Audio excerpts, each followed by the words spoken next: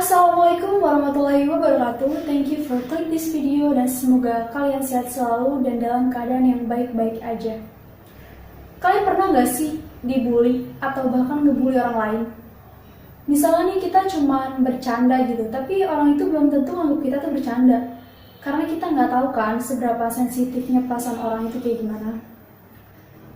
Jadi kali ini aku mau ceritain tentang seorang psikopat, pedofilia, nekrofilia, pembunuh, dan pemerkosa asal Jepang yang bernama Tsutomu Miyazaki.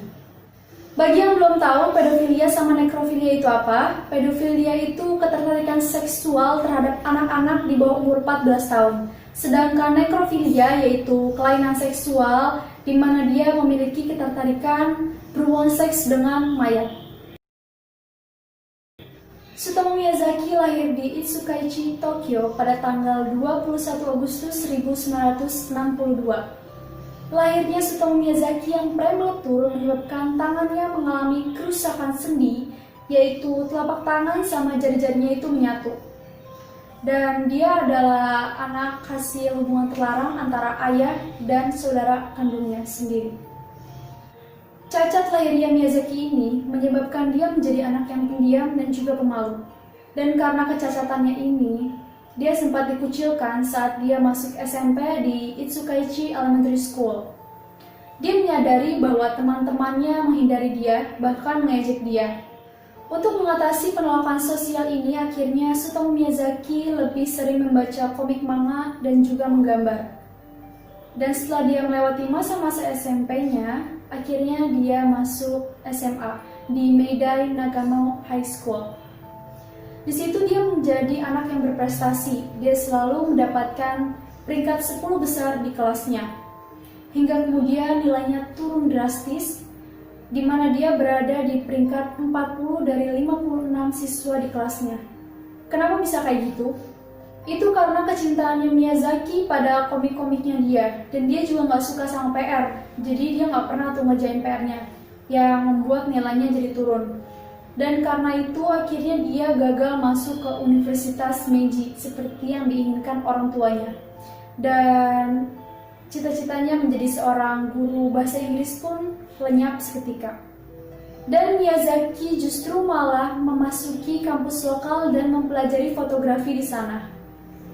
Dan saat dia belajar di kampusnya itu, dia sering memotret bagian bawah wanita para pemain tenis yang ada di sekolahnya itu. Dan semenjak kuliah itu juga dia sering membeli kaset-kaset atau majalah-majalah 18 tahun ke atas. Namun itu belum cukup buat dia, karena menurut dia banyak bagian-bagian penting yang malah disensor di video itu atau di majalah itu. Dan akhirnya Miyazaki mulai mencari-cari video tentang seks juga, cuman ini tuh anak-anak di bawah umur. Pada pertengahan tahun 1980-an, Miyazaki pindah ke rumah orang tuanya.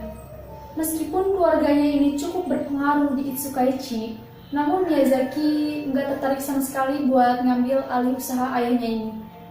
Dan Miyazaki meyakini bahwa orang tuanya nggak peduli sama dia. Karena setiap dia mau ceritain masalahnya gitu, orang tuanya tuh kayak bilang, malah kayak gak peduli gitu. Di rumah itu Miyazaki berbagi kamar dengan kakak perempuannya, karena dia tidak begitu diterima oleh dua adik perempuannya. Jadi Miyazaki ini punya satu kakak perempuan dan dua adik perempuan. Dia merasa bahwa tidak ada yang peduli dengan dia kecuali kakeknya. Namun sayang pada tahun 1988, kakeknya tersebut meninggal dunia dan Miyazaki sempat depresi dan mengisolasi diri. Miyazaki juga sempat memakan abu kremasi. Abu kremasi itu kayak abu hasil pembakaran kakeknya itu, karena menurut dia itu bisa ngedeketin dia sama kakeknya.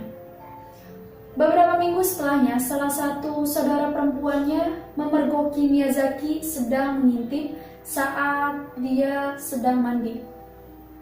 Dan saat saudaranya ini nyuruh si Miyazaki pergi, si Miyazaki ini malah menyerang saudaranya tersebut. Dan dia juga pernah menyerang ibunya saat ibunya itu nyuruh si Miyazaki itu kerja daripada menghabiskan waktunya buat main game. Dia pun akhirnya pergi dari rumah orang tuanya itu dan mencari tempat tinggal sendiri. Dan dari situlah kekejamannya itu dimulai.